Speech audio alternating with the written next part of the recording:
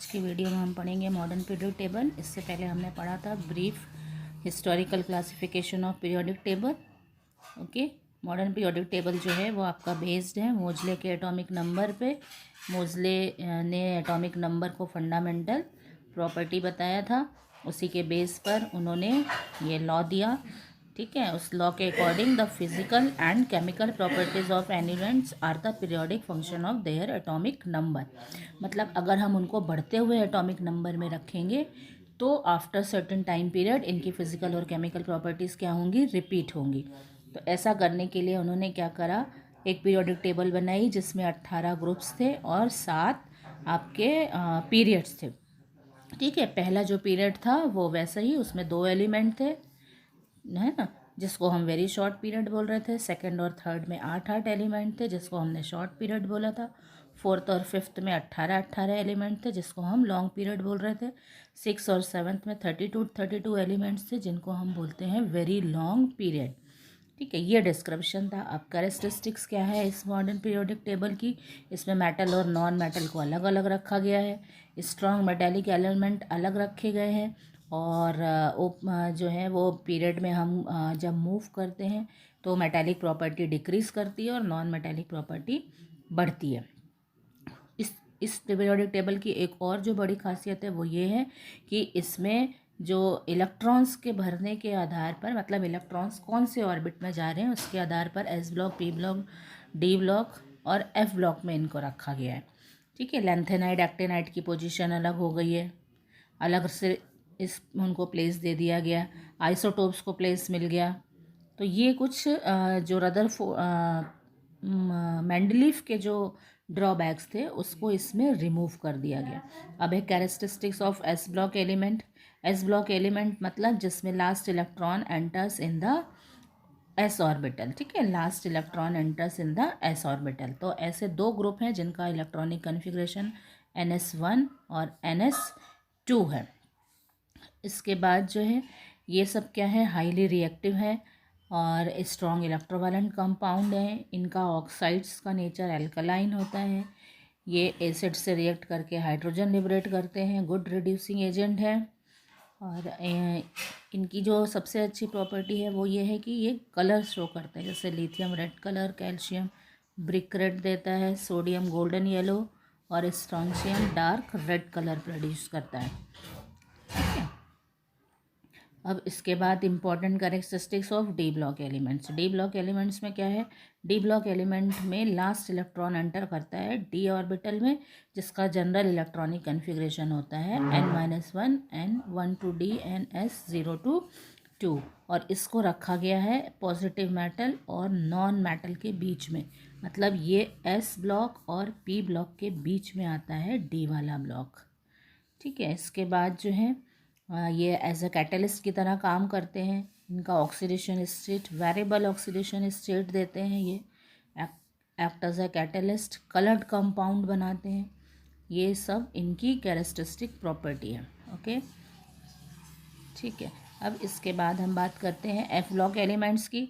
F block elements मतलब last electron enters in the F orbital and general electronic configuration is N-2 F 1 to 14, N-1 D 0 to 1 and NS2.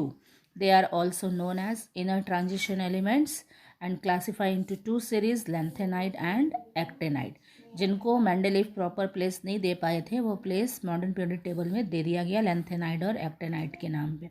अब इनका जो general oxidation state है वो है आपका +6 oxidation state है, complex form करते हैं।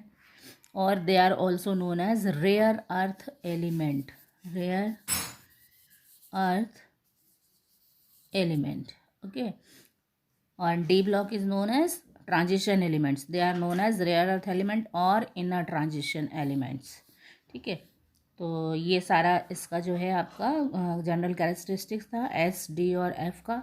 इसके बाद हम बात करते हैं periodic trend in the property की। इसमें सबसे पहले है एटॉमिक रेडियाई।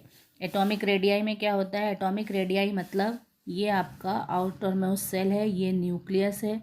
न्यूक्लियस से लेके आउटर मोस्ट सेल तक का जो डिस्टेंस होता है, ये जो डिस्टेंस है इसको हम बोलते हैं एटॉमिक रेडियाई। ठीक है, अब हम इसको 2-3 तरीके से मेज़र करते हैं। 2-3 तरीके से मेज़र करने में एक पहली आती है हमारी कोवैलेंट रेडियाई, दूसरी है हमारी वंडर वॉल रेडियाई और तीसरी है हमारी आयोनिक रेडियाई। ठीक है, आयोनिक रेडियाई में आपका कैटायनिक और एनायनिक रेडियाई होती है ना। अब वंडर वॉल रेडियाई और कोवैलेंट रेडियाई समझ लो क्या होता है। वंडर वॉल रेडियाई में ये एक एटम, ये दूसरा एटम, दोनों ने कोवैलेंट बॉन्ड बनाया है। कोवैलेंट रेडियाई का मतलब ही यहाँ पे कोवैलेंट बॉन्ड है। तो एक एटम्स के न्यूक्लियस से दूसरे एटम के न्यूक्लियस तक के डिस्टेंस का हाफ जो होता है दैट इज़ कोवैलेंट रेडियाई। ठीक है, एक न्यूक्लियस से दूसरे न्यूक्लियस तक के डिस्टेंस का हाफ कोवैलेंट रेडियाई। और वंडर वॉल में क्या होता है, वंडर वॉल में दो नेबरिंग मॉलिक्यूल्स, एक ये मॉलिक्यूल है सपोज, एक ये मॉलिक्यूल है, इस मॉलिक्यूल में दो न्यूक्लियस, इस मॉलिक्यूल में दो न्यूक्लियस। तो नेबरिंग एटम के नेबरिंग मॉलिक्यूल के नेबरिंग एटम्स के न्यूक्लियस के डिस्टेंस का हाफ वंडर वॉल रेडियाई। ठीक है, क्लियर। अब आयनिक रेडियाई मतलब कैटायन की रेडियाई और एनाइन की रेडियाई। ठीक है, कैटायन और एनाइन, कैटायन जैसे सोडियम आयन और एनाइन मतलब Cl- आयन, इनकी वही रेडियाई, उसको हम कैटायनिक और एनायनिक रेडियाई कहते हैं। इसके बाद नेक्स्ट प्रॉपर्टी आती है आपकी आयनाइजेशन पोटेंशियल। आयनाइजेशन पोटेंशियल का मतलब जैसे ये आपका nucleus, first shell, second shell, ये थर्ड सेल। अब ये आउटर मोस्ट सेल में जो इलेक्ट्रॉन प्रेजेंट है, इसको बाहर निकालने के लिए हमको जो एनर्जी देनी पड़ रही है दैट इज़ आयनाइजेशन पोटेंशियल। पहला इलेक्ट्रॉन निकालते हैं तो एनर्जी IE1 यानी फर्स्ट आयनाइजेशन एनर्जी, सेकेंड निकाला तो IE2 सेकेंड आयनाइजेशन एनर्जी, तीसरा इलेक्ट्रॉन निकाला IE3। ठीक है, 3 इलेक्ट्रॉन निकालने की first ionisation energy, second ionisation energy and third ionisation energy.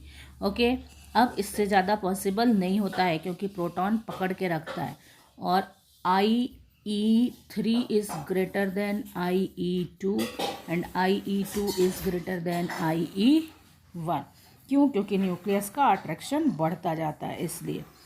अब हम इसको मैं ये इक्वेशन लिखी हुई है, देख सकते हैं। ये मेटल है, मेटल में से आयन एक इलेक्ट्रॉन निकाला, M+ बना, तो IE1, IE2 और IE3, यही जो मैंने लिख के बताया था। IE3 is greater than IE2 and IE2 is greater than IE1। Periodic trend, जब हम लेफ़्ट टू राइट जाते हैं यानी हम किसी पीरियड में ऐसे मूव करेंगे तो आयनाइजेशन एनर्जी बढ़ती है, ऊपर से नीचे जाते हैं तो आयनाइजेशन एनर्जी डिक्रीज़ करती है। ये ट्रेंड होता है, पीरियड में इंक्रीज़ और ग्रुप में डिक्रीज़ करती है। ठीक है, इसके बाद जो नेक्स्ट प्रॉपर्टी है वो है इलेक्ट्रॉन एफिनिटी और इलेक्ट्रॉन गेन एंथैल्पी। ये है आपकी सेकेंड, ये जस्ट उल्टा है। ये न्यूक्लियस, आउटर मोस्ट सेल, अब बाहर से एक इलेक्ट्रॉन लाके अंदर डालने में जो एनर्जी लिबरेट हो रही है that is electron affinity. Okay, ये देखिए, ये एक एलिमेंट है X, उसमें इलेक्ट्रॉन डाला, नेगेटिव में बदल गया और एनर्जी लिबरेट हो गई। ठीक है, इसके बाद कुछ फैक्टर्स दिए हुए हैं, कौन से फैक्टर्स हैं जो अफेक्ट करेंगे इसको, वो आप पढ़ लीजिएगा। एक जैसे ही हैं, आयनाइजेशन पोटेंशियल को कौन इफेक्ट करेगा, इलेक्ट्रॉन गेन को कौन इफेक्ट करेगा।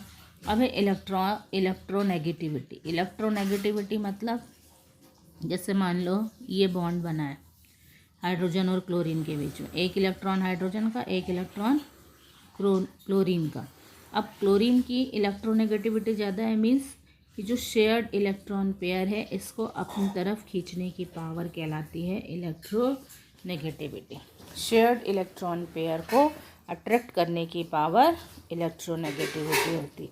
ये भी ग्रुप्स में जाने पर, यानी ऊपर से नीचे जाने पर, ऊपर से नीचे जाएंगे तो ये घट जाती है, और जब हम पीरियड्स में मूव करते हैं तो ये बढ़ जाती है।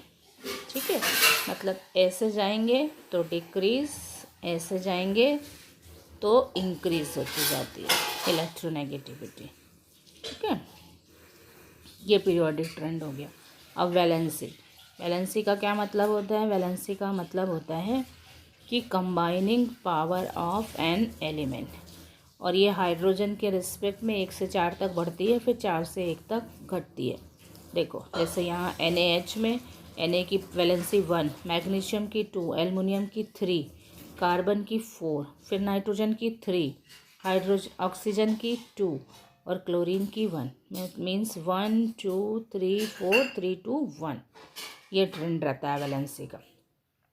मेटेलिक करेक्टर हमको बताएं कि जैसे जैसे हम ऊपर से नीचे जाते हैं मेटेलिक करेक्टर बढ़ता है, पीरियड्स में जाते हैं नॉन मेटेलिक करेक्टर इंक्रीज होता है, क्योंकि ये जो P ब्लॉक हैं ये पूरे क्या होते हैं, नॉन मैटर, और S ब्लॉक वाले क्या होते हैं, मैटर।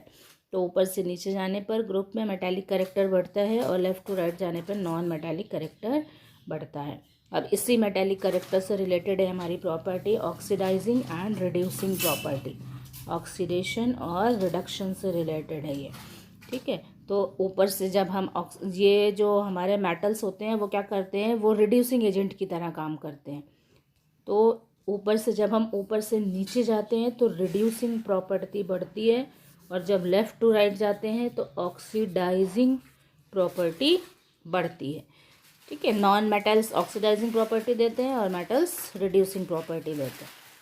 इसके बाद बहुत इंपॉर्टेंट टॉपिक है ये कि nomenclature of elements greater than, जिनका एटॉमिक नंबर जो है वो 100 से ज़्यादा है।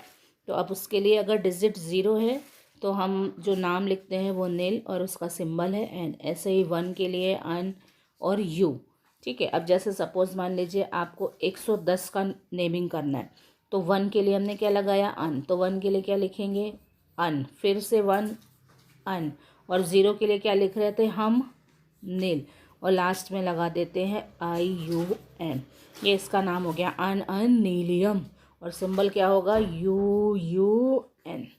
ये 110 का सिंबल और ये उसका नाम। तो ये टेबल के बेस पर प्रैक्टिस हो जाएगी, ठीक है। ये पूरा आपका पीरियोडिक प्रॉपर्टी वाला चैप्टर था, ये ख़त्म हो गया है, ठीक है। अब हम नेक्स्ट वीडियो में नेक्स्ट चैप्टर स्टार्ट करेंगे। Okay, bye.